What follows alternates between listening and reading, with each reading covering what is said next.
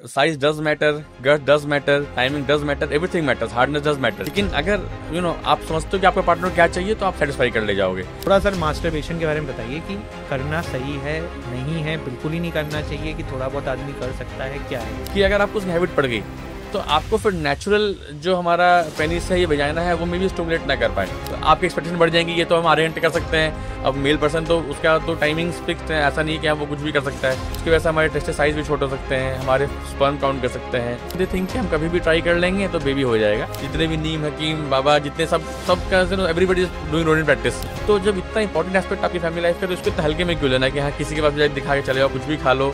Sir testicles में pen क्यों होता है? कई बार यंग लड़के आते हैं हमारे पास, कहते हैं कि हमारी गर्लफ्रेंड है, हम ट्राई करते हैं, हो नहीं पाता, ये बहुत कम टाइम हो पाता है, कि नहीं कुछ भी हो मैं नहीं इलाज कराऊंगा, मैं डॉक्टर नहीं जाऊंगा।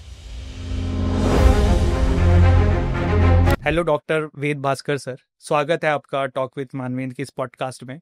सर आप इंडिया के जाने माने एंड्रोलॉजिस्ट एंड यूरोलॉजिस्ट हैं, और हमारा ये सौभाग्य है कि आज हम आपके साथ बैठे हैं और हम काफ़ी सारे टॉपिक्स पे जो मेल्स को खासकर प्रॉब्लम देती है उन पर हम डिस्कस करेंगे। सर मेरा सबसे पहला क्वेश्चन है कि सर एक बहुत डाउट होता है, आजकल हम सोशल मीडिया पे भी देखते हैं कि क्या सेक्स की आइडियल टाइमिंग होनी चाहिए। तो मुझे मौका मिला है तो मैं पहला आपसे क्वेश्चन पूछूंगा कि sir as a male what should be a good timing या आइडियल टाइमिंग फॉर सेक्स? देखिए frankly speaking there is no good और आइडियल टाइम एज सच। अगर आप किताबों की माने तो बुक्स कहती है कि आपके टाइम मोर देन 1 मिनट है पेनिट्रेशन टाइम, तो वो उसको नॉर्मल मानते हैं। प्रीमेच्योर इजैक्यूलेशन माना जाता है लेस देन 1 मिनट टाइम को। But frankly speaking it depends on both the partners, because you need to understand कि आपका पार्टनर क्या चाहता है। समटाइम्स वो कहता है कि पार्टनर आपके कहेगा कि हाँ मुझे जल्दी जल्दी करना है, हमें कहीं जाना है, कुछ और काम है, कहीं ब्रेक ऑक्युपाइड है, तो आपको उस समय यू शुड बी फास्टर।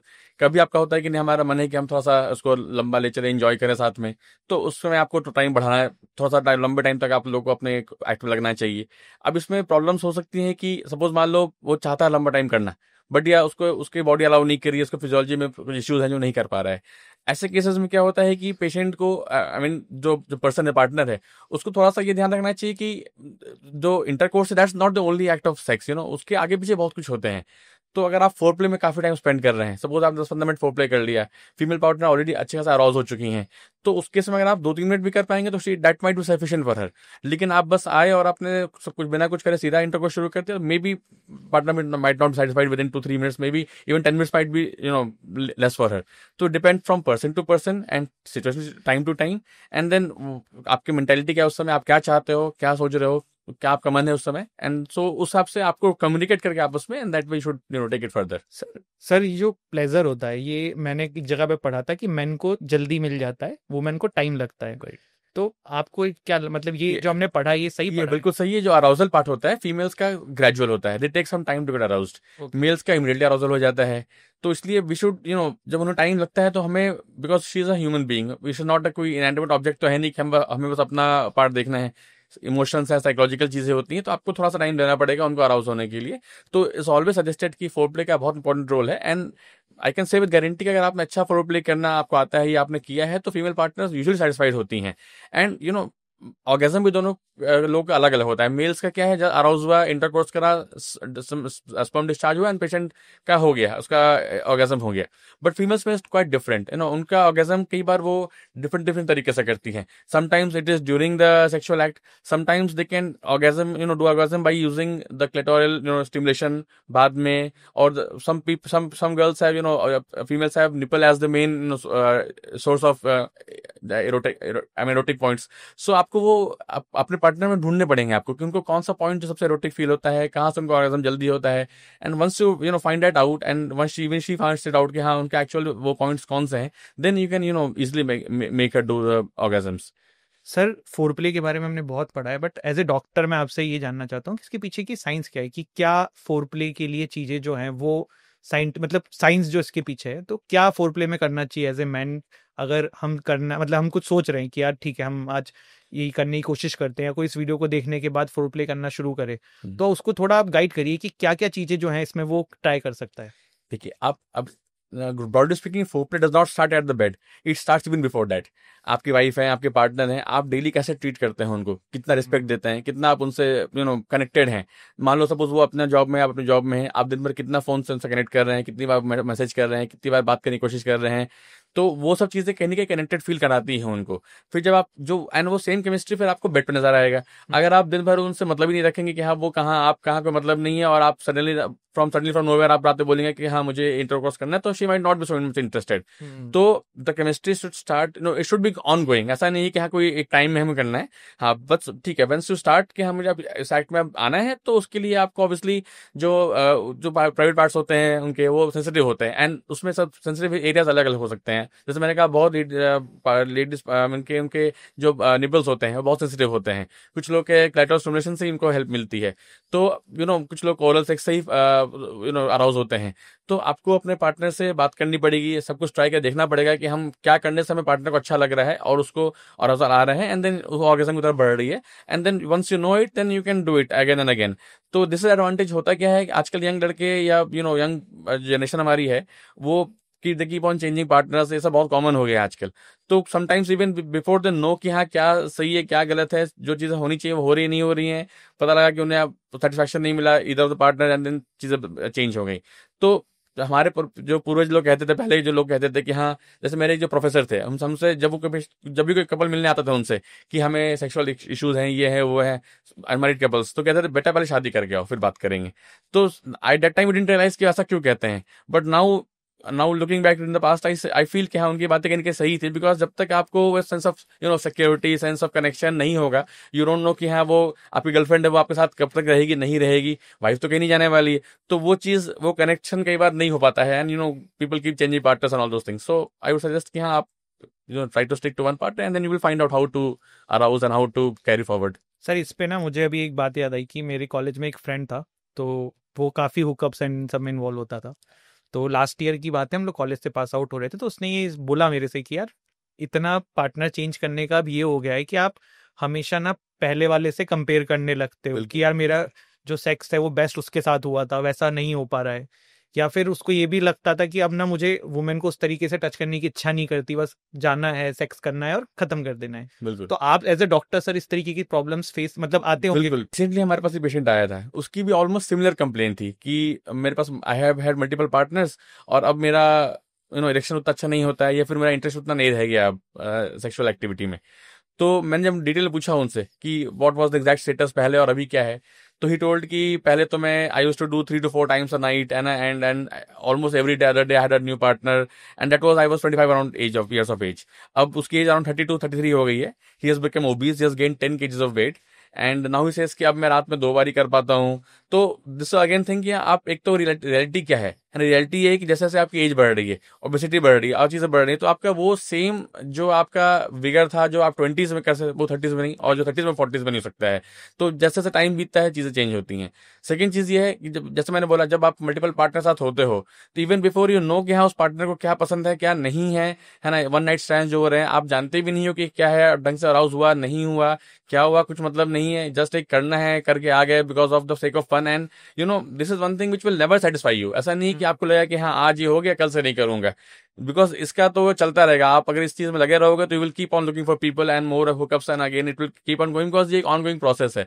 एक आदत पड़ जाती है, एंड जिसको आदत पड़ जाती है उसको he will not be satisfied with anybody. तो इसलिए वी ऑलवेज सजेस्ट कि जो पहले के लोग कहते थे कि be with a single partner, it was very very relevant, और आज के जमाने में तो बहुत रिलेवेंट है, बिकॉज इस समय चीजें बिल्कुल ही हेवर्ड जा रही हैं। So seeing the society, I just want to pass on this message to every youth of our country कि try to stick to one partner. It might not be a wife, ठीक है, आपकी girlfriend है, आपके साथ रही है, try to be with that person only, and आपको अच्छी लगती है आप जाइए शादी कीजिए, आगे जाके you have a family, nothing like that. Sir इस पे मेरा एक क्वेश्चन है कि ऐसे मैरिड कपल को या कपल्स को वीक में लगभग कितने टाइम सेक्स करना चाहिए आइडियली?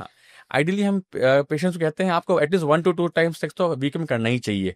इसके 2-3 कारण हैं। एक तो जो सेक्सुअल एक्टिविटी होती है, बॉन्डिंग होती है दोनों के बीच में, तो that bonding is very important to keep any relationship going, be it marriage, be it living relationship, और be it girlfriend boyfriend whatever.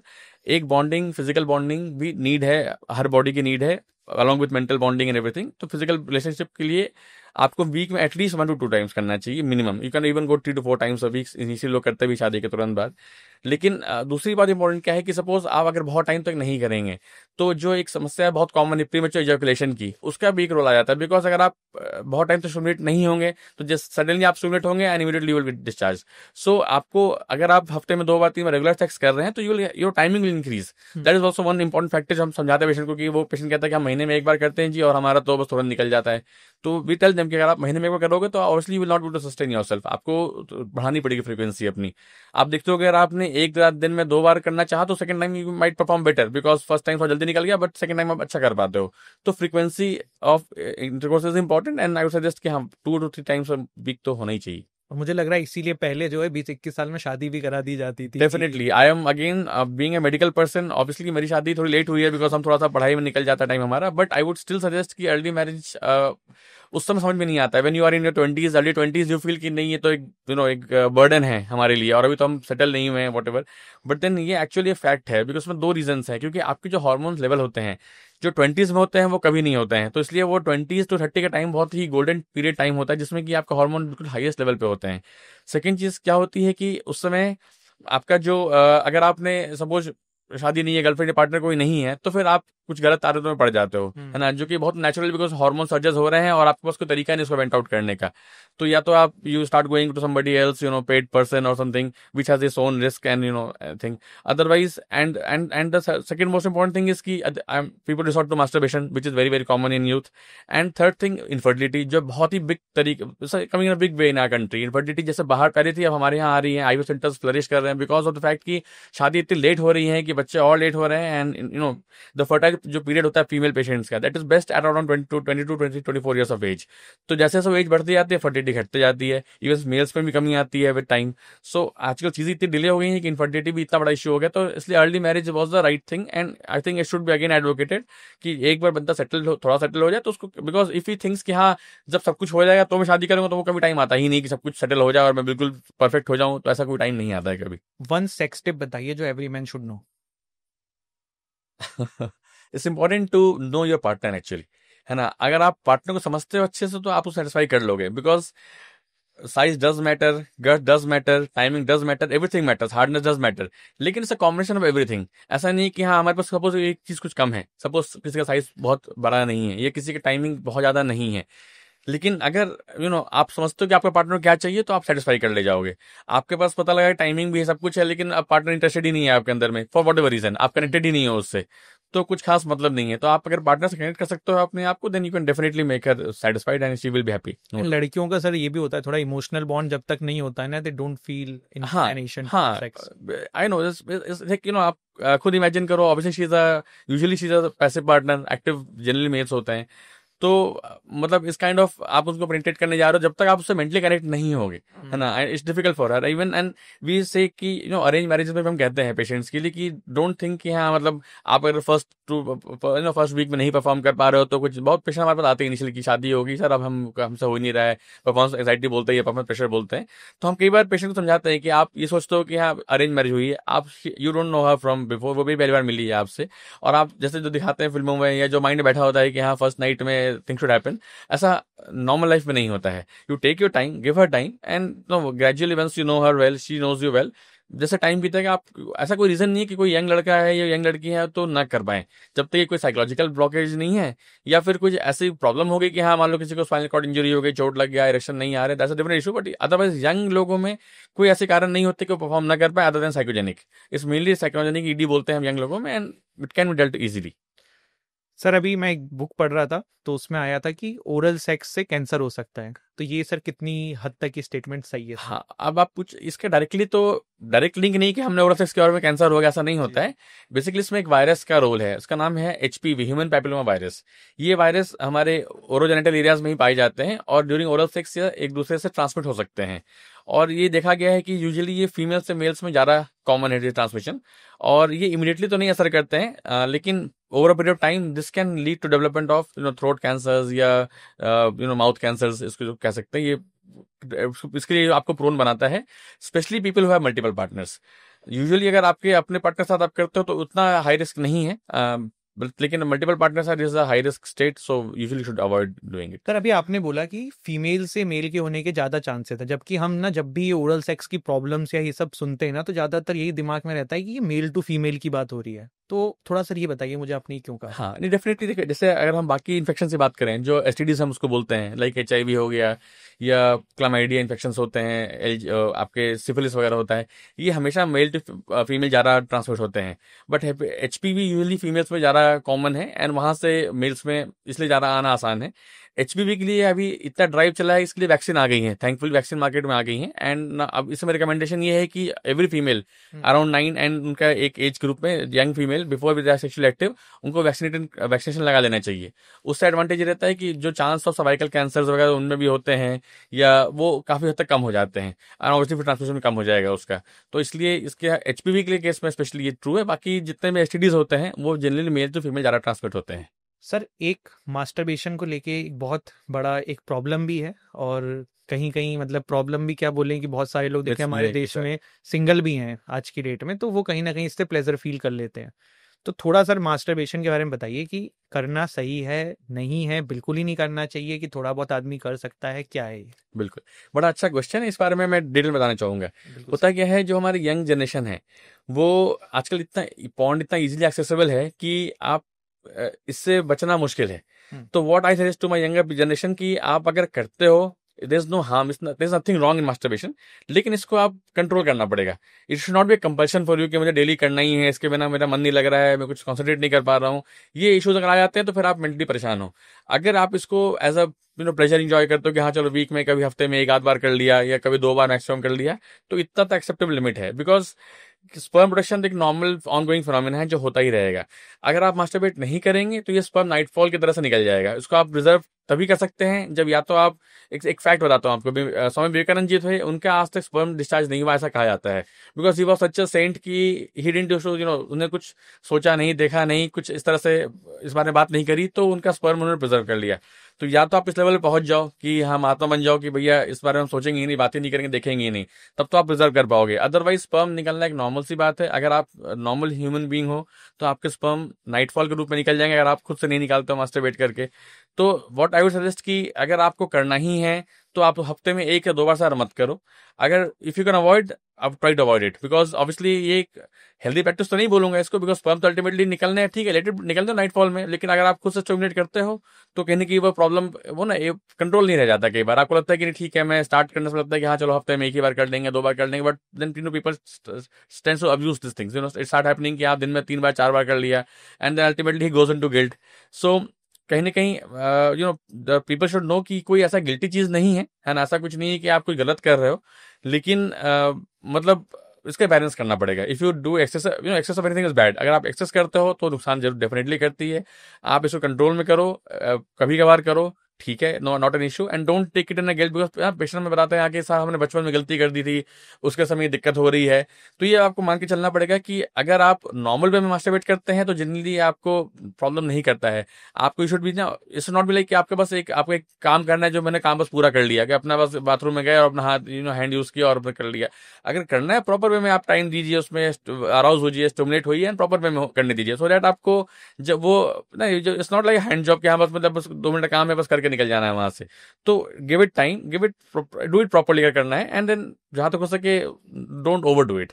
This what my message to the younger people. तो मतलब हमारे डॉक्टर्स का ये मानना है, मतलब sir के हिसाब से ये अप्रूव्ड है कि इंसान कर सकता है, बस लिमिट में करिए और तरीके से करिए। हाँ बिल्कुल, it's also part of pleasure. हाँ part of pleasure, and because ये अगर आप नहीं करेंगे तो नाइटफॉल में निकल जाएगा। उसके लिए भी अच्छा, कई पेशेंट हमारे पास आते हैं जो हमें यंग लड़के हमारे स्पेशली आके बताते हैं कि साहब हमारे नाइट में निकल जाता है सीमेंट। हमने कहा ठीक है, तो नॉर्मल सी बात है। दे आर नॉट, इसमें ना एजुकेशन का भी रोल है, बिकॉज फैमिली एजुकेट करती नहीं है, बच्चे को पता नहीं होता है आफ्टर प्यूबर्टी कि हाँ ये निकलना नॉर्मल है, अब नॉर्मल है, नहीं पढ़ाया जाता, स्कूल में पढ़ाया नहीं जाता है, घर में क्लोज करा देते हैं। घर में कोई डिस्कस नहीं करता है। इस चक्कर में बच्चों को पता नहीं होता है कि ये सही हो रहा है, गलत हो रहा है, हमारे साथ हो क्या रहा है। ये अल्टीमेटली तो पूछते हैं दोस्तों से, दोस्त उन्हें तो सिखाई देंगे जिनको जो पता है। तो हम ये सजेस्ट करते हैं, जैसे वो हमारे कई बार ग्लानी बिल्कुल ही वो आते हैं एकदम सेल्फ कॉन्फिडेंस लूज करके कि हमारा रात में निकल जाता है, हमारे कपड़े खराब हो जाते हैं, एंड वी टेल देम कि टोटली नॉर्मल। अगर आप नहीं मास्टरबेट करते हो तो ऐसा निकल जाएगा, अगर आप करते हो वो भी नॉर्मल है, but it should be under normal limits. It should not B exceeding your normal capacity कि आप जो मन में करते जा रहे हो, वो भी सही नहीं है। तो don't be in a guilt about this. Sir masturbation में ना आज की डेट में फीमेल्स भी बहुत मास्टरबेट करती हैं, और ये सोशल मीडिया पे ओपनली एक्सेप्ट भी हो रहा है, अब तो बहुत चल रहा है, आप जानते भी होंगे। बिल्कुल। तो मेरा सर ये आपसे क्वेश्चन है कि फीमेल्स ना बहुत सारे आजकल सेक्स टॉयज का भी यूज करते हैं मास्टरबेशन के दौरान।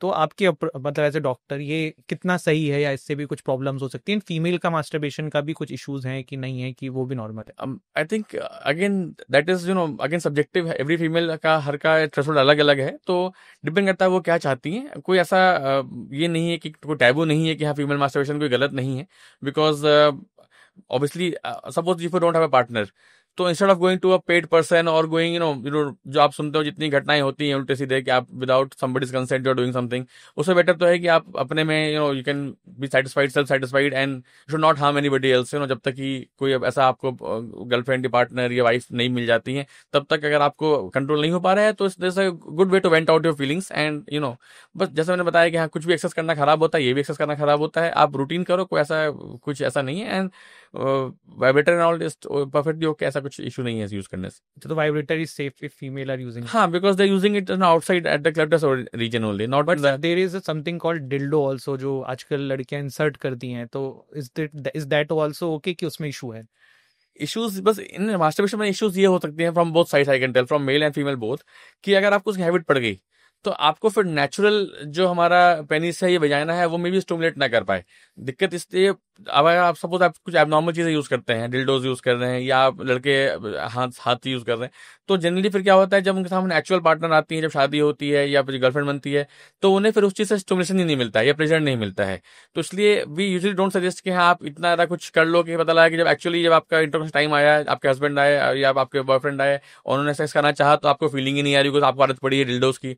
बिकॉज ऑब्वियसली डिल्डो के हार्डनेस एंड पेनिस के hardness you can not, they are not comparable. ये एक लाइव ऑर्गन है, वो एक इनएनिमेट उसको आप ऑब्जेक्ट है, जितने देर तक यूज कर सकते हो तो आपकी एक्सपेक्टेशन बढ़ जाएंगी, ये तो हम आधे घंटे कर सकते हैं। अब मेल पर्सन तो उसका तो टाइमिंग्स फिक्स्ड है, ऐसा नहीं कि वो कुछ भी कर सकता है, तो एक्सपेक्टेशन बढ़ जाती हैं या रियलिटी से आप हट जाते हो, तो कहीं ना कहीं फिर आपको मुश्किल आती है उसको मैनेज करने में। When you are actually when you are relationship में आप आते हो, आप चाहते हो कि इसको फॉरवर्ड करना, कैरी फॉरवर्ड करना है, उस समय आप परेशान हो जाते हो कि अब या तो मुझे मजा नहीं आ रहा है या उसको मजा नहीं आ रहा है या दोनों को समझ में नहीं आ रहा है क्या हो रहा है।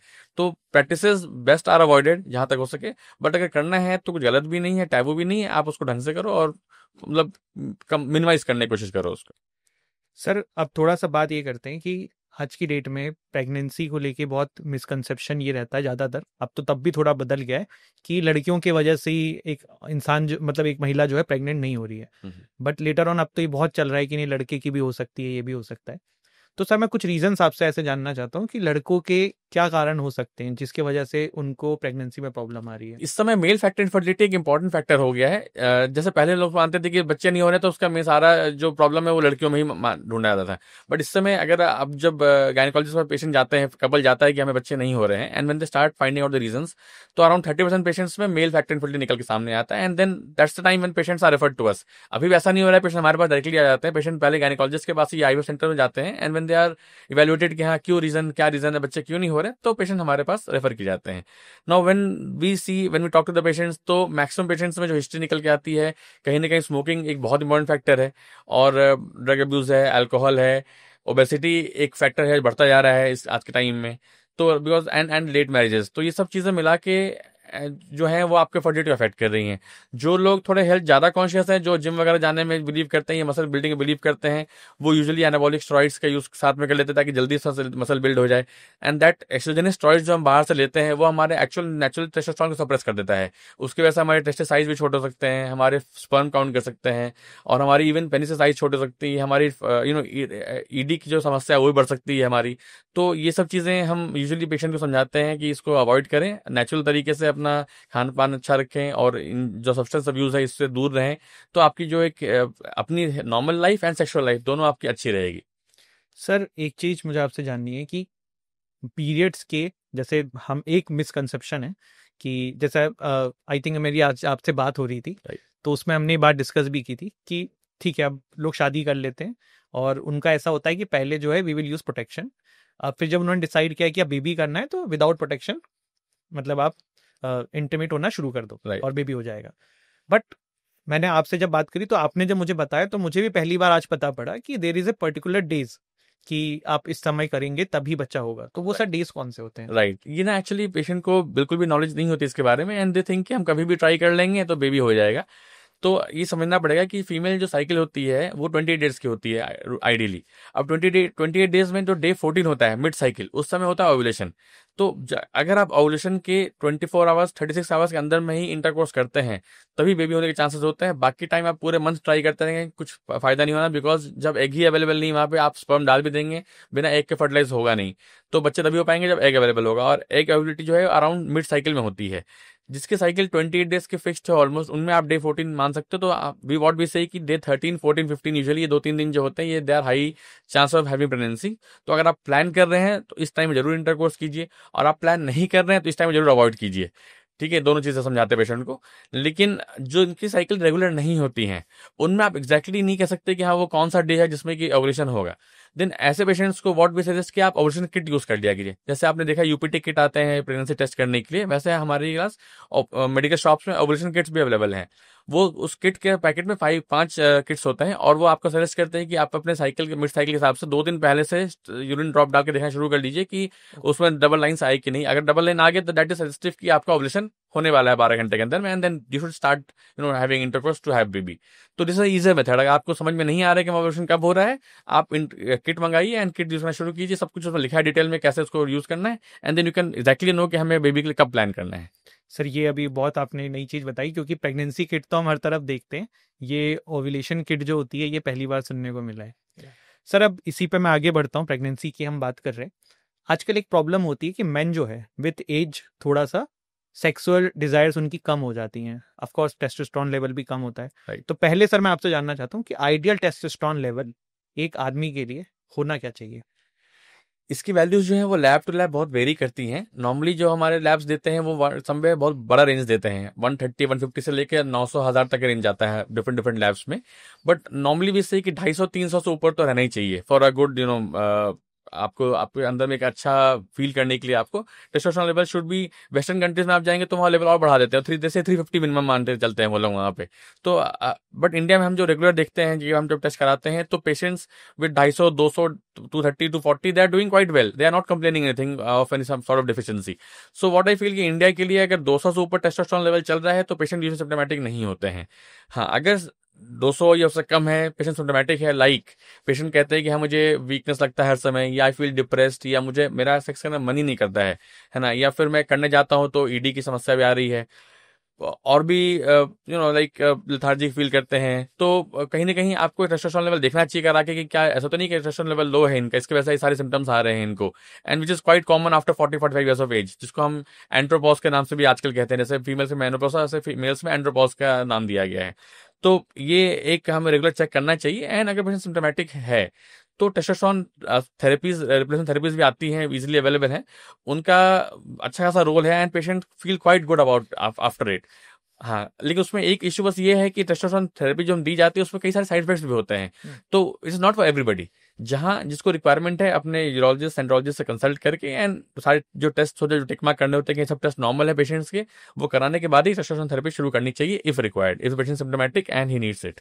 सर जैसे आज पॉडकास्ट से पहले ना मैं इन टॉपिक्स पे रिसर्च कर रहा था, क्योंकि हमें पॉडकास्ट इस पे करना था, तो मैंने एक चीज़ देखी सर कि बहुत लोगों का जो टेस्टोस्टेरोन कम होता है वो डिप्रेशन के शिकार होते हैं, बट उनको ना डॉक्टर ज़्यादा डिप्रेशन वालों के पास भेज देते हैं, Right. और उनकी डिप्रेशन की दवाई चला दी जाती है, वो स्लीपिंग पिल्स और ये खाते हैं।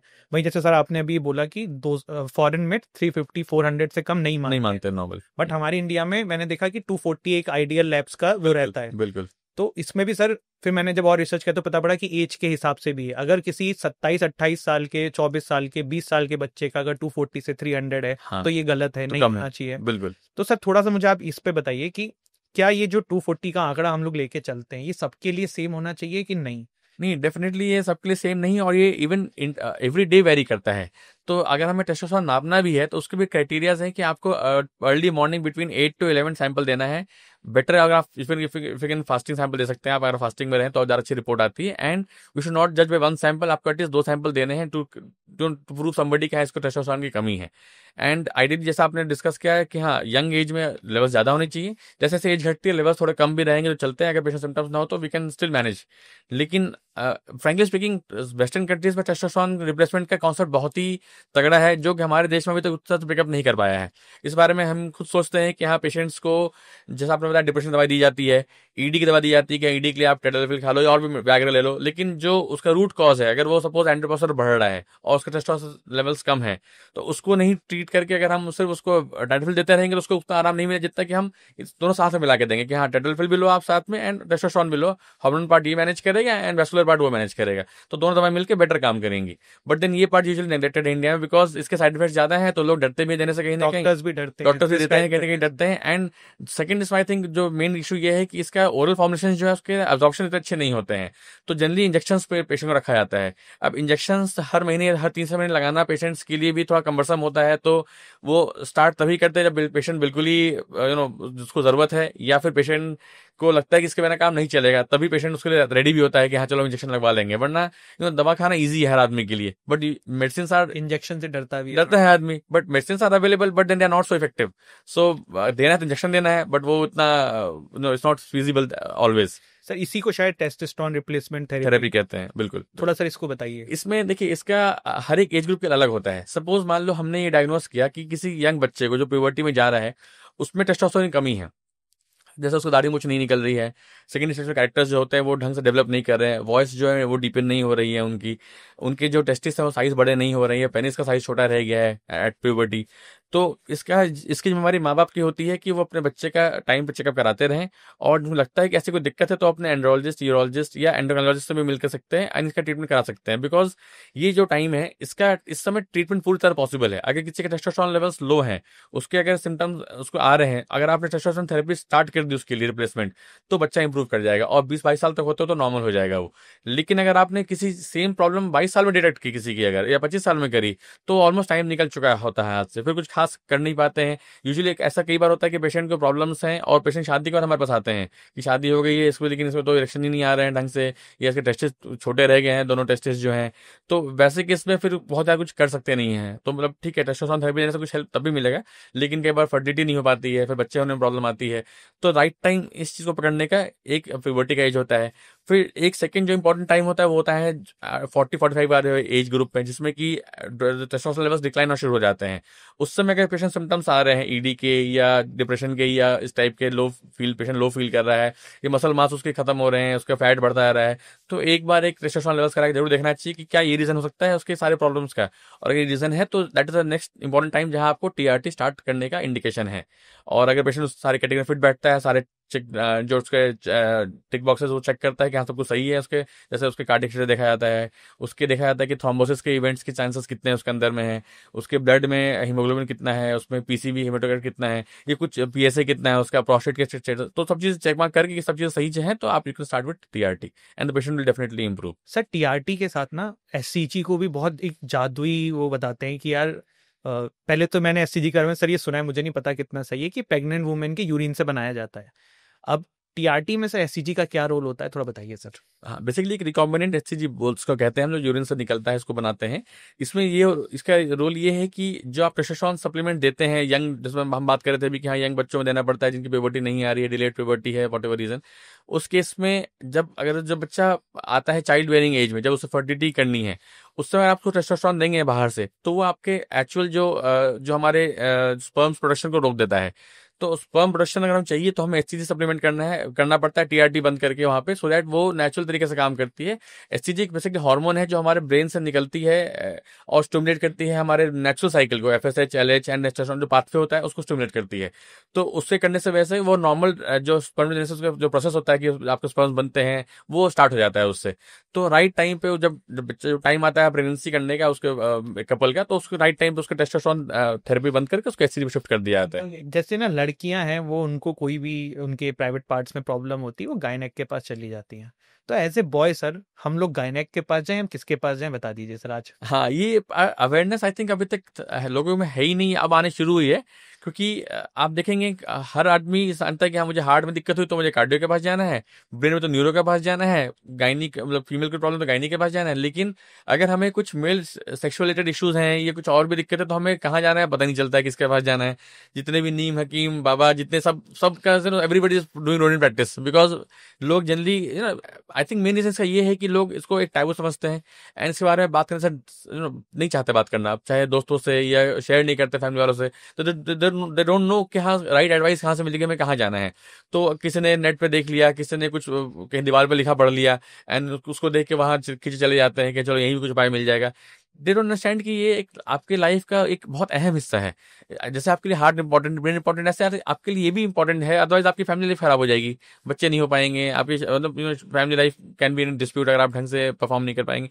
तो जब इतना इंपॉर्टेंट एस्पेक्ट आपकी फैमिली लाइफ का, तो इसको इतना हल्के में क्यों लेना कि हाँ किसी के पास जाए दिखा के चले जाओ, कुछ भी खा लो, ना कुछ समझो उसमें क्या लिखा है, ना कुछ पढ़ो उसके बारे में, ना जानो और कुछ भी कर लो। तो आई वुड ऑल्सो सजेस्ट कुछ भी आपको इस टाइप की दिक्कत हो रही है तो आपके जो यूरोलॉजिस्ट होते हैं they are all no competent enough to deal with basic problems of ये। एंड जो लोग एंड्रोलॉजी में स्पेशली प्रैक्टिस करते हैं, जिनका इंटरेस्ट एंड्रोलॉजी में, जो यूरोलॉजिस्ट का, वो आपके इवन जो फर्दर प्रॉब्लम्स हैं जो डिटेल्स में जाके आपको पूरा फुल ट्रीटमेंट कर सकते हैं। ऐसा कुछ भी नहीं है जो ट्रीटेबल नहीं है। Only thing is you should need to the right person to be पास पहुंचना है आपको। I just give a simple example. एक मुझे पेशेंट याद है, 10 years से कपल था जो कि प्रेगनेंसी के लिए ट्राई कर रहा था and they have seen multiple gynecologists. I was they have seen everywhere. Ultimately he was referred to me by a gynecologist saying कि पेशेंट का कंप्लेन ये है कि उसका सेमेन डिस्चार्ज होता ही नहीं है। तो this is something unusual because normally लोग का प्रॉब्लम है कि जल्दी डिस्चार्ज हो जाता है, पीएमई कॉल इट। वो डिस्चार्ज ना होना, this is called as anejaculation, ये भी एक टर्म है and which is not very common but it can happen. So that patient was not, he was able to perform well, sexual सब ठीक है, ईडी नहीं है उसको, परफॉर्म कर रहा है, बट जब इजैकुलेशन होगा ही नहीं तो बच्चे कैसे होंगे। And patient does not know this, he thinks कि हाँ सेक्स करेंगे तो बच्चे हो जाएंगे, उससे सोच के हम सेक्स तो करते ही नॉर्मल करते हैं, फिर बच्चे क्यों नहीं हो रहे हैं। Then he visited many gynaecologist, they asked them कि हाँ आप करते हो इंटरकोर्स, हाँ करते हैं, प्रॉपर वे में करते हो, प्रॉपर वे में करते हैं, उसको सही से बता दिया ऐसे ढंग से करते हैं। तो इवन दे वर सरप्राइज कि सब सही तो कर रहा है, फिर क्यों नहीं हो रहा है। Ultimately when he came to me and I asked him कि हाँ मतलब आपको आप जब ऑर्गेज्म कैसा आता है क्या, then somehow it came out कि हाँ मुझे तो स्पर्म तो कुछ निकलता ही नहीं, ही डिडंट नो कि स्पर्म निकलना चाहिए, स्पर्म तो निकलता ही नहीं है। Then I came to know that this patient suffering from anejaculation, and ultimately for these kind of patients you have to use a penile vibratory instruments आते हैं, वो हमने उनके लिए यूज किया एंड इमीडिएटली उन्होंने ejaculate किया एंड 10 years से जो कपल घूम रहा था and they had a baby within 1 year. So people don't know whom to go, and then he after 1 year he came to me and said कि sir हम 10 साल से भटक रहे थे कि सर हमें सही गाइड ही नहीं किया हमें जाना किसके पास है। तो my message to all the people who are viewing this show, please अगर आपको कोई भी इश्यूज हैं, मेल रिलेटेड समस्या है, तो आप अपने यूरोलॉजिस्ट से मिले जो आपके पास है, और आपको लगता है कि हाँ इससे और आपको यू नीड फर्दर हेल्प, तो जो डॉक्टर जो एंड्रोलॉजी प्रैक्टिस कर रहे हैं, आप हर शहर में कुछ एंड्रोलॉजिस्ट, ऐसा नहीं है कि इस समय क्योंकि काफी लोग इसमें इंटरेस्टेड हैं और प्रैक्टिस हर जगह हो रही है, तो आप ढूंढ के उनको बजा सकते हैं खोज के। सर अभी ना हम लोग इनफर्टिलिटी की बात कर रहे थे, एक टॉपिक मेरे दिमाग से रह गया, वेरिकोसील करके भी एक चीज थी, मैंने पढ़ी थी बट मुझे समझ में नहीं आया कि क्या है। सर थोड़ा बताइए इसके बारे में। राइट, अगर आप if you go by the incidence of infertility, varicocele is the most common cause of secondary infertility in mails.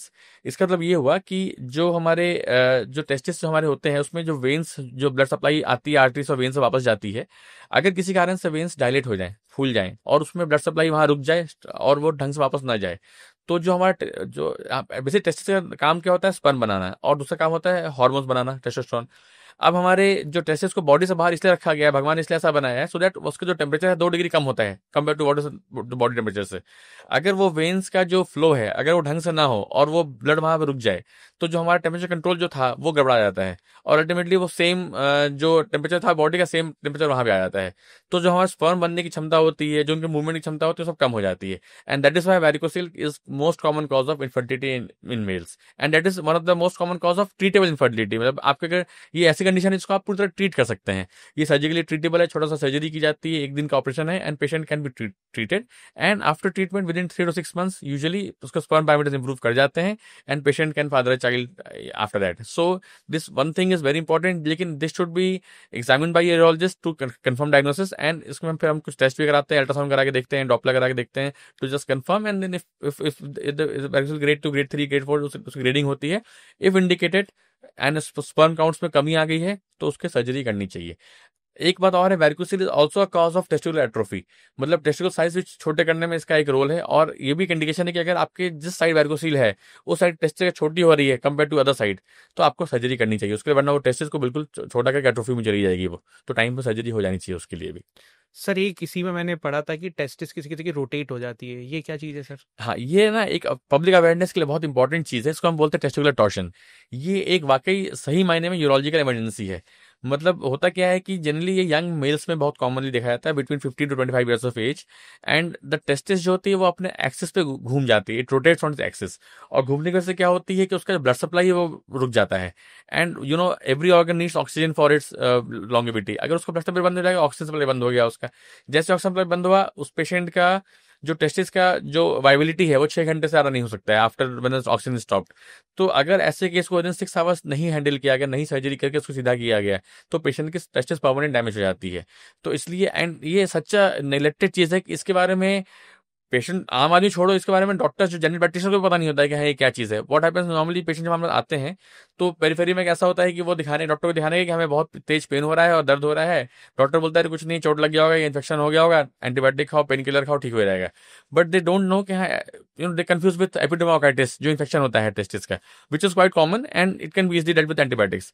But then they should, before ruling, before labelling a person as epididymo-orchitis, आपको हमेशा torsion rule out करने की जरूरत है, specially young boys में या young adults में।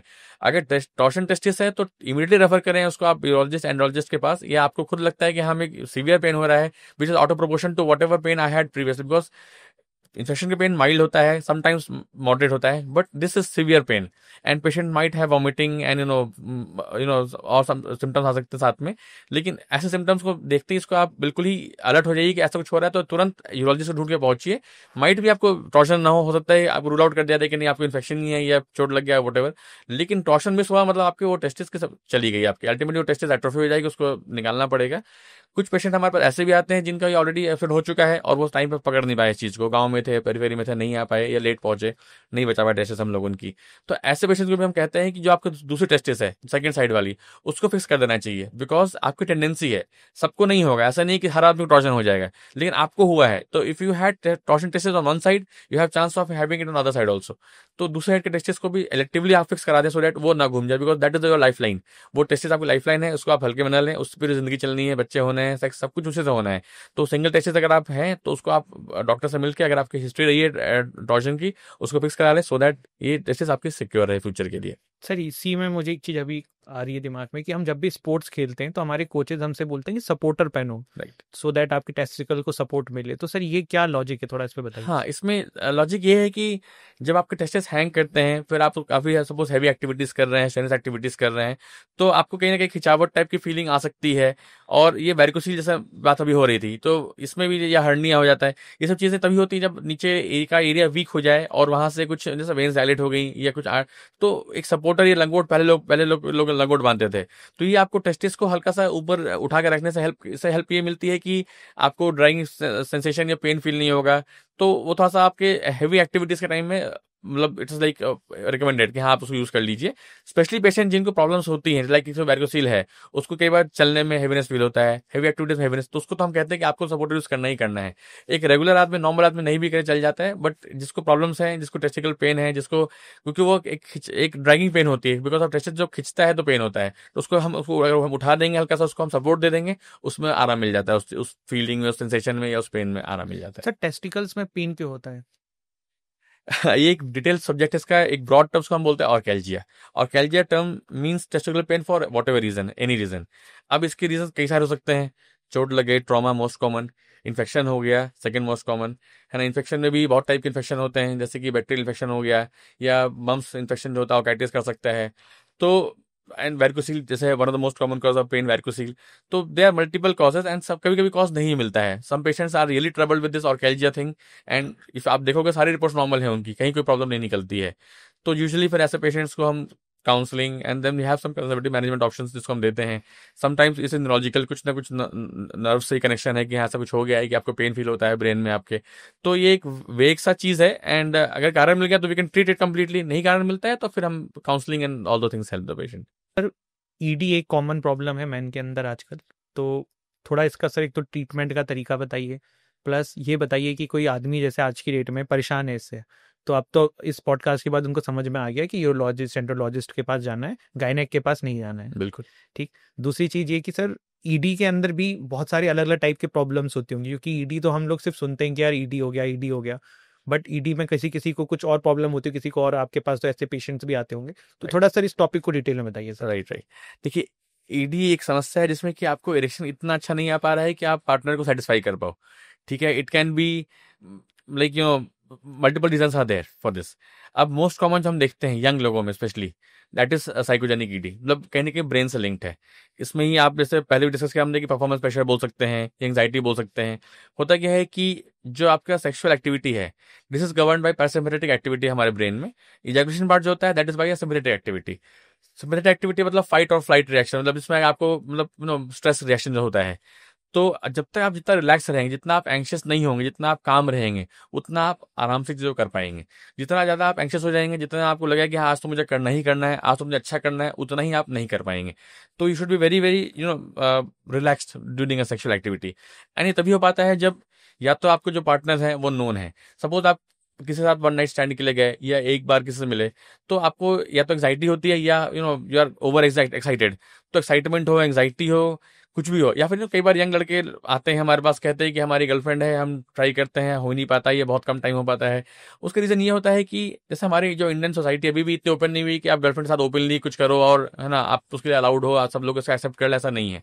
तो आप कुछ छिप के कर रहे हो, कहीं होटल में कर रहे हो या किसी के कहीं कहीं भी, तो आपको मन में एक डर बना हुआ है कोई जान ना जाए, somebody कैन कैच अप। अगर आप एक्स्ट्रा अफेयर में हो तो आपको रिस्क है कि हाँ भाई आपकी वाइफ हस्बैंड ना जान जाए इस चीज को। तो कहीं ना कहीं ये एंग्जाइटी कंपोनेंट आपके साथ चलता है when you are not doing right, है ना, समथिंग जो आपको लगता है सही नहीं है, आप वो काम कर रहे हो। तो एंग्जाइटी पार्ट ही ऐसा है जो आपको इस चीज के लिए मतलब पुश करता है कि हाँ आपको ईडी और पीएमई बहुत कॉमन है ऐसे पेशेंट्स में। तो हम इसलिए हमने जो टीचिंग थी हमारे सर की यहाँ की, पहले शादी करके आओ, once be in a stable relationship, चीजें अपने आप ठीक हो जाती हैं एंड मैक्सिमम केस में ठीक हो जाती हैं। कुछ केसेस जो after being stable relationship, after being calm, after being compose तब भी प्रॉब्लम हो रही है, then they require treatment. when we talk to patients who are young and who are anxious, तो हम देखते हैं कि कई बार यंग लोगों में सिर्फ प्रॉब्लम एंजाइटी की ही होती है। And when just we counsel them properly and we give them few medications for few days, just to boost the confidence कि आप 2-4 बार कर लो एंड कि once are doing it well, दवा की जरूरत पड़ेगी नहीं आपको, because it's all in mind. अगर आप माइंड में एक वो साइकिल बन गया, विशेष साइकिल बन गया है, आपको लगता है कि हम मैं ठीक से परफॉर्म नहीं कर पा रहा हूँ, नहीं कर पाऊंगा, तो फिर ऐसा तो नहीं कि वाइफ बुरा मान जाएंगी या गर्लफ्रेंड छोड़ के चली जाएगी, तो उसमें और एक इनसिक्योरिटी क्या, she might leave you and go to somebody else.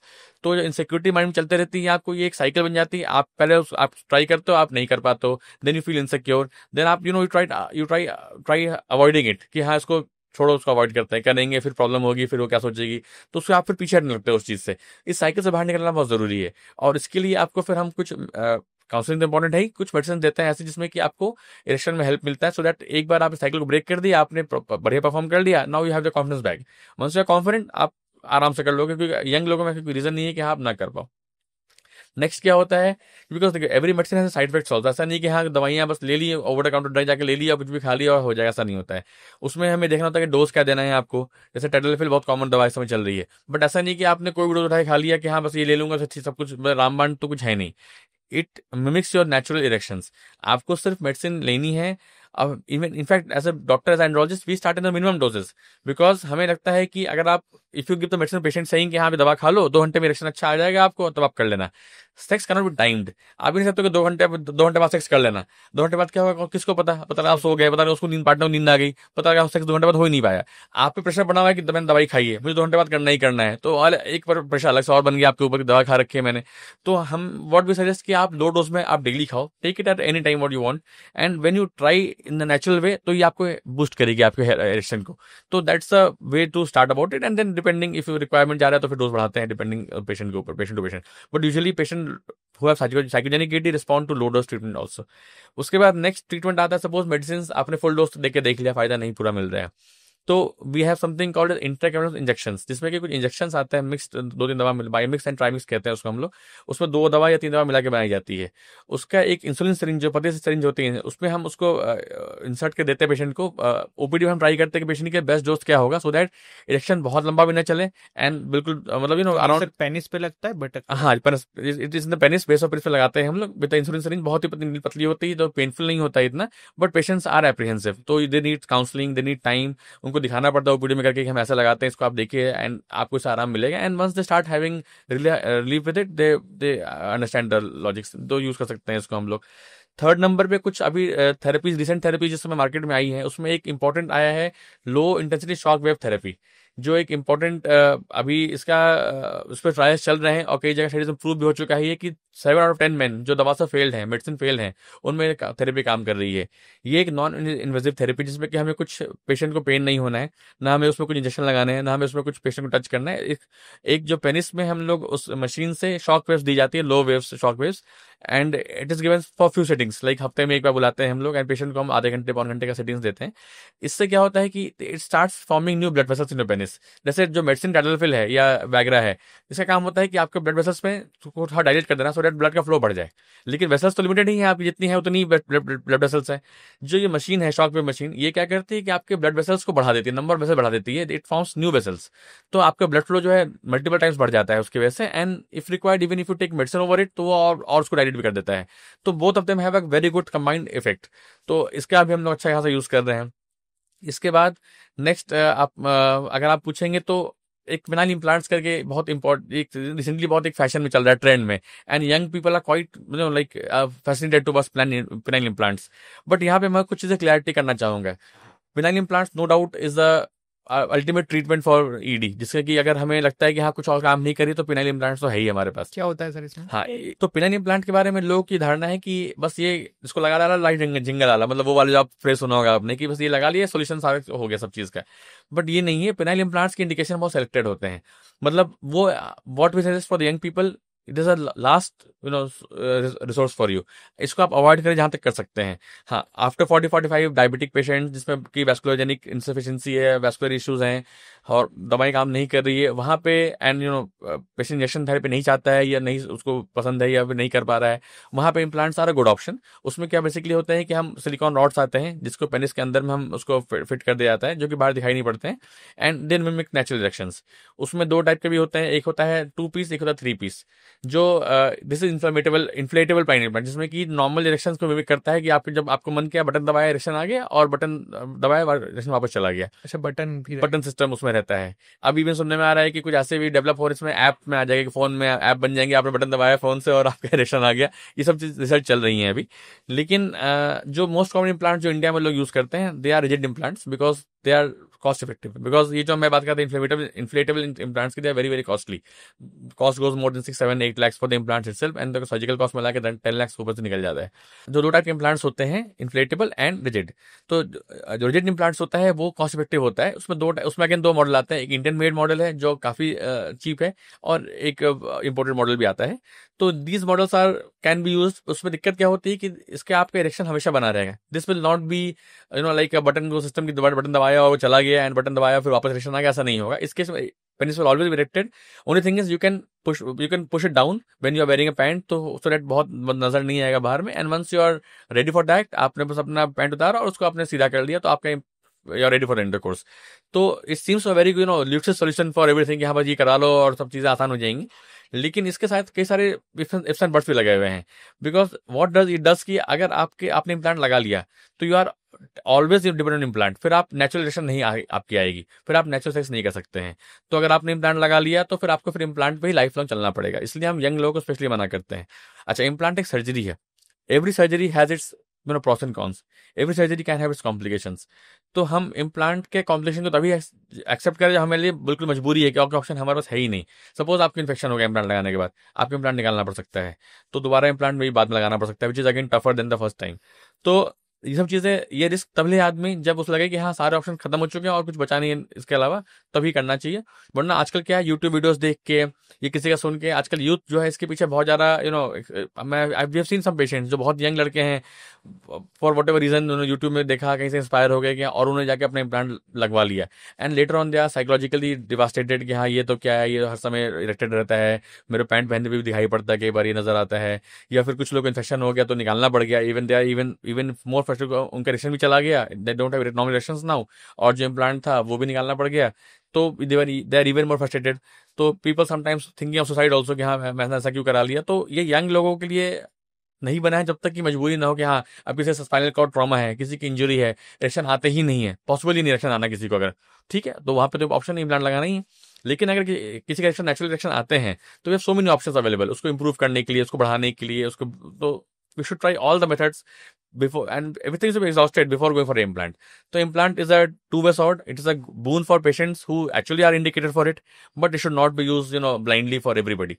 तो ये मतलब पेशेंट से भी हमारा रिक्वेस्ट है कि हाँ आप don't get fascinated by things which might not be required for you. It might be overdue for you actually. Sir इसी से ना मेरे को दिमाग में भी एक क्वेश्चन आया कि ये पेनाइल फ्रैक्चर भी समथिंग कुछ होता है इसी तरीके का, वो क्या है सर? हाँ नहीं, पेनिस फ्रैक्चर एक्चुअली क्या होता है कि जो नॉर्मल पेनिस के ऊपर अगर एक हैवी वेट सपोज मान लीजिए ड्यूरिंग सेक्सुअल एक्टिविटी, स्पेशली ये तब होता है when you are doing it vigorously. Normal अगर आप आराम से करो तो जनरली ये देखा नहीं जाता है। विग्रस एक्टिविटी के दौरान कभी कभी क्या होता है कि the female, and specially this is more common in the female on top position, जब फीमेल आपका आप टॉप से आती हैं और सडनली वो थ्रस्ट क्या हुआ कि वो पेनिस अगर बाहर आ गया वजाना से और वो सब उनके प्यूबिक बोन से टकरा गया, प्यूबिक बोन हो गया या कुछ और बटक का पार्ट टकरा गया, और सडनली इसमें एक स्नैक साउंड आती है उसके अंदर में, and the erection goes away. उसमें क्या होता है अंदर में ब्लीडिंग हो जाती है और उसका जो कॉर्पोरा कैवर्नोसा है जो हमारा इरेक्शन मेंटेन करता है वो फट जाता है कहीं से उसकी वजह से उसको। तो ऑल्दो हमारी पेनिस हड्डी नहीं है, बट जो टर्म प्लान फ्रैक्चर है इसलिए कहा जाता है, बिकॉज जो पेनिस जो इरेक्ट पेनिस होती है, हार्ड होती है लाइक ए बोन, उस टाइम में अगर कुछ पे इंजरी हो जाए और सडनली वो इरेक्शन चला जाए और पेनिस बेंड हो जाए, इसलिए उसको पेनिस फ्रैक्चर का नाम दिया गया है, and this is again emergency for your in. इसका मतलब ये फीमेल ऑन द टॉप सबसे रिस्की पोजीशन है। अगर आप ढंग से नहीं करें तो रिस्की पोजीशन तो थोड़ा है, and it's not like if you are doing it gently तो ऐसा जनरली नहीं होता है, it's not very common. But अगर आप विगरस सेक्स में, स्पेशली जब देखा जाता है जब आप you doing with somebody new partner, you are over excited है ना, या फिर आप जनरली वहां देखा जाता है with normally doing with wife, we hardly seen any cases कि हाँ आप अपने अपने पार्टनर साथ कर रहे हो और ऐसा हो जाए, बहुत अनकॉमन है, बट हाँ इट इज पॉसिबल। एंड ऐसा कुछ होता है तो you should immediately rush to urologist, and उसका सर्जिकल ट्रीटमेंट पूरी तरह पॉसिबल है। हाँ आपने डिले कर दिया, टाइम सर्जरी नहीं कराई, तो जो इंजरी आपकी कैवर्नस में हुई थी उसको रिपेयर नहीं किया गया, तो the blood will keep leaking from there and you might develop permanent ED. तो best time is to immediately आप जाओ सर्जरी करो and you will be totally alright with time. Sir इसी पे मेरे दिमाग में क्वेश्चन आया कि प्रेगनेंसी के लिए what is the best position to have sex? देखिए इसमें क्या है कि हमारा जो एम है कि द सीमेन जो हम डिस्चार्ज कर रहे हैं that should be inside the female partner and that should stay inside it should not come out. अगर आप normally after sexual activity suppose आप उठे खड़े हो गए या आप चले गए वॉशरूम वगैरह, तो जो भी सीमेन आपने डाला है फीमेल पार्टनर के अंदर वो निकल जाएगा एंड बच्चे नहीं हो पाएंगे। तो मेन पार्ट है कि आप उनको या तो आप सामने से आ जाएं so that both the legs are lifted up and then आपने सीमेन डिस्चार्ज कर दिया and you can put a pillow just below her waist so that उनका वेस्ट उठा हुआ है and the semen remain inside the vagina. Even in the doggy position it can be done, but then the female should immediately lie down in a position so that some sperm does not come out. तो हमारा main M है कि next half an hour के लिए let the female lie down, let it go inside. Within half an hour the sperm will reach the egg wherever it is. After sex 30 minutes of lying down with the position pelvis side raised up so that semen बाहर वापस ना निकल गया है। Okay sir, सबसे पहले मेरा अब आपसे क्वेश्चन है कि कोई इंसान जो थोड़ा सा उसको इरेक्शन में प्रॉब्लम आ रहा है, एंजाइटी में प्रॉब्लम आ रहा है, डॉक्टर पे नहीं जाना चाह रहा है क्योंकि इंसान थोड़ा इन चीज़ों में हेजिटेंट भी करता है, तो कोई 2-3 ड्रग बताइए सर जो इंसान यूज़ कर सकता है, सेफ भी हैं और इट कैन बी यूज्ड। देखिए अगर आप वैसे बात करेंगे तो अश्वगंधा शिलाजीत वगैरह फेमस है, लोग जानते हैं इनके बारे में है ना, सप्लीमेंट से लेते भी इन दवाइयों को। लेकिन अगर आप ड्रग्स के बारे में बात करेंगे तो फिर हम ऑलवेज सजेस्ट कि आपके डॉक्टर के सजेशन में ही ड्रग्स को लीजिए, बिकॉज क्या डोज में जरूरत है आपको, क्या देना है, उसके साइड इफेक्ट्स क्या होते हैं वो बताना जरूरी है। एल-आर्जिनिन एक दवा आती है, सैशे फॉर्म में भी कई बार मिलती है, उसको पानी में मिला के पीने से भी उसमें अच्छा उसका इफेक्ट देखा गया है। तो जो चीज़ें सेफ है वो आप ले सकते हैं, जैसे एल-आर्जिनिन बताया, अश्वगंधा वो सब हो गया। लेकिन अगर आप ड्रग्स में जाना चाहते हैं जैसे टाइडलफिल है, वाइग्रा है, इस टाइप के मेडिसिन देने हैं आपको, don't take it over the counter, because उसके साइड इफेक्ट्स होते हैं कई बार आपको। You can have severe headaches, you can have body ache, back ache, whatever, मतलब मल्टीपल प्रॉब्लम्स हो सकती हैं आपको। आप जानती नहीं इसके बारे में, आप मेंटली प्रिपेयर नहीं इस चीज को लेकर, पता लगा आपने दवा ली और आप सीवियर हेडेक में परेशान हो गए, तो आपके हार्ट के इश्यूज हो सकते हैं, बीपी गिर सकता है, तो मतलब there are multiple things which can happen. तो before starting a drug, if whether और यू नीड इट नॉट, आप एक अपने न्यूरोलॉजिस्ट से मिलके तभी उसके बारे में आप उसका ट्रीटमेंट शुरू करें। सर अल्कोहल का इम्पैक्ट हमारी सेक्सुअल लाइफ पे क्या रहता है? देखिए, अल्कोहल एज सच तो रिकमेंड कोई डॉक्टर नहीं करता है, बिकॉज उसके और मल्टीपल साइड इफेक्ट्स हैं लिवर पे स्पेशली खास करके। सेक्सुअल लाइफ में ये है कि अगर हम लो डोज में अल्कोहल कभी कंज्यूम करते हैं तो वो दो चीजें करता है। एक तो आपके इनहिबिशंस को थोड़ा कम कर देता है वो, तो थोड़ा आप mentally relax and at peace हो जाते हैं। And it also causes vasodilation, जैसे स्मोकिंग उल्टा है, स्मोकिंग कॉजेज वैसोकंस्ट्रिक्शन, वो ब्लड का फ्लो कम कर देता है, but alcohol can cause dilatation. तो in very low doses, minor amount of alcohol can be helping you out in doing performing well, because उसमें दो, जैसे मैंने बताया, दो चीजें हैं। एक तो मेंटली आप थोड़ा फ्री हो जाते हो, एंशियसनेस कम हो जाता है, तो वो सबसे इंपॉर्टेंट फैक्टर यही है किसी भी सेक्सुअल एक्ट में। एंड सेकंड चीज, ब्लड फ्लो थोड़ा बढ़ जाता है, तो in a low dose it might be helpful. But अगर आप उसका जनरली पेशेंट लो डोज में लेते नहीं है, कई बार वो कंट्रोल लेता नहीं है, लोग ज्यादा पी लेते हैं, तो फिर तो आप you are good for nothing after that. Sir thank you so much, आप हमारे इस पॉडकास्ट में आए। सर मैं लास्ट में आपसे ये चाहता हूँ कि डायरेक्ट आप हमारे जो भी व्यूअर्स हैं उनको जो मिसकंसेप्शन है इन चीज़ों से लेके, या कुछ भी आपको बोलना हो जो आप पेशेंट में ज़्यादा देखते हैं, और लोगों को स्पेशली मेंस को आप कुछ अवेयर करना चाहें तो sir please go ahead. Right. मैं ये कहना चाहूंगा सारे व्यूअर्स से कि जो भी हमारे मतलब जो men's sexual health starts right from birth. ऐसा नहीं है कि हमें एक एज के बाद ही समझना है कि हमें कोई इश्यूज आ रहे हैं कि नहीं आ रहे हैं। बचपन में ये काम पेरेंट्स का होता है कि वो बच्चों को देखे कि हाँ, उनके सारे जो ग्रोथ पैरामीटर्स हैं नॉर्मल है कि नहीं, जो टेस्टिकुलर डेवलपमेंट उनका सही हो रहा है कि नहीं, दोनों टेस्टिस नीचे आए हैं कि नहीं आए। ऐसा तो नहीं कि वो कई बार ऊपर ही रह जाते हैं, तो वो भी अल्टीमेटली लॉन्ग रन में प्रॉब्लम करते हैं पेशेंट के लिए। तो उसकी जो स्किन है, जो स्किन जो पीछे आ रही है नहीं आ रही है, ऐसा तो नहीं टाइट फाइबर्स हो रखा है पेशेंट को। तो it starts right from the when the child is born. उससे इसको लेके there is a continue monitoring कि आप देखते रहो कि हाँ बच्चे का सब डेवलपमेंट सही चल रहा है नहीं। प्यूबर्टी टाइम में हम डिस्कस किया हमने कि हाँ उसके जो कैरेक्टरिस्टिक्स है वो आ रहे नहीं आ रहे, सेक्सुअल कैरेक्टरिस्टिक्स, उसके जो डेवलपमेंटल जो ग्रोथ है ना होना चाहिए बॉडी का, मसल मास का, बोन्स का, वो सब ढंग से हो रहा है कि नहीं हो रहा है। वरना उस टाइम आपको जब भी लगे कि हमें कुछ दिक्कत फील हो रही है तो आपको अपने डॉक्टर से मिलना चाहिए। यूथ लोगों में कई बार हम देखते हैं कि हाँ they have lot of misconception, जो आई होप इस पॉडकास्ट माध्यम से काफी कुछ क्लियर हुआ होगा। बट स्टिल आपको कुछ भी डाउट लगता है अपने अपने आप को, अपनी सेक्सुअलिटी को लेके, अपने आप को लेके, अपनी इमेज को लेके, don't, I mean, better to discuss with a doctor rather than your friends and people who don't have much idea about it। या गूगल में पढ़ने से अच्छा है कि आप एक डॉक्टर से मिल लीजिए, इट्स जस्ट कंसल्टेशन, आप जाके मिल जाओ, आप एक बार मिल लोगे, आपको बहुत कई सारी चीजें क्लियर हो जाएंगी। फिर जैसे जैसे एज बढ़ती है, आप you are married, your family life starts, तो उसमें अगर आपको इश्यूज आ रहे हैं, बच्चे नहीं हो रहे हैं, या ईडी की दिक्कत आ रही है, या पीएमई की प्रॉब्लम आ रही है, then again you should consult a proper andrologist और यूरोलॉजिस्ट कि हाँ इसको ढंग के दिखा के प्रॉपर इलाज कराया जाए। You should, why should you suffer in silence? आप सफर कर रहे हो, आपकी वाइफ सफर कर रही है, पार्टनर सफर कर रहे हैं, है ना, and then you everything gets ruined। Sometimes people come to at level of divorce also कि हाँ इसके डाइवोर्स भी, एंड कोर्ट ऑल्सो अलाउज क्या ऐसी इश्यूज है तो आपको डाइवोर्स आराम से मिल जाता है। तो ये नौबत क्यों आने देना? उसके पहले आप sometimes is a male ego कि नहीं कुछ भी हो मैं नहीं इलाज कराऊंगा, मैं डॉक्टर नहीं जाऊंगा, तो why to have it? And you should always think कि हाँ दूसरी पार्टनर जो है उसके लिए भी उसका भी सेटिस्फेक्शन उतना ही इंपॉर्टेंट जितना आपका है, तो उसके लिए आप प्रॉपर इलाज करेंगे and you should be fine. उसके जैसे जैसे एज बढ़ती है, जैसे हम डिस्कस कर रहे थे कि हाँ 40-45 के बाद एंड्रोपॉज आना शुरू होता है, हार्मोन्स की कमी आती है, डायबिटीज, ओबेसिटी, स्मोकिंग, अल्कोहल, इन चीज़ों से आपको प्रॉब्लम बढ़ती है, इनको अवॉइड करें। अगर इश्यूज आ रहे हैं तो डॉक्टर से मिलिए। कहीं ना कहीं ईडी एक मार्कर भी है आपके हार्ट के कंडीशन के। अगर आपको ईडी जल्दी आ रही है तो उसके अंदर आपके हार्ट के भी इश्यूज शुरू हो रहे हैं, तो उसके लिए आपको हम ये भी कहते हैं कि अपने कार्डियोलॉजिस्ट से भी कंसल्ट कर लें एक बार कि कोई हार्ट की मेरी समस्या सामने ना आ जाए, क्योंकि आजकल आप देख रहे हैं यंग लोगों में भी एमए वगैरह बहुत कॉमन हो गया है। तो with age, and then जैसे एज बढ़ती है, then prostate starts growing, and then it can lead to multiple problems in urination and sometimes even cancers, which are most common in old age. So every man of every age has some of other issues which can be worrisome for the patient, and you should never hesitate। आप अपने doctor से मिलिए और अपना proper अपने doctor से बात करके चीज़ें को क्लियर कीजिए एंड प्रॉपर इलाज कराइए। Thank you so much sir for coming here, और आपके बिजी शेड्यूल से आपने समय निकाला, एंड काफ़ी इन्फॉर्मेटिव पॉडकास्ट था और काफ़ी कुछ सीखने को मिला। Thank you so much sir. It was my pleasure, same, and I hope जो हमारे दर्शक हैं उनको लाभ मिलेगा। Thank you. Thank you.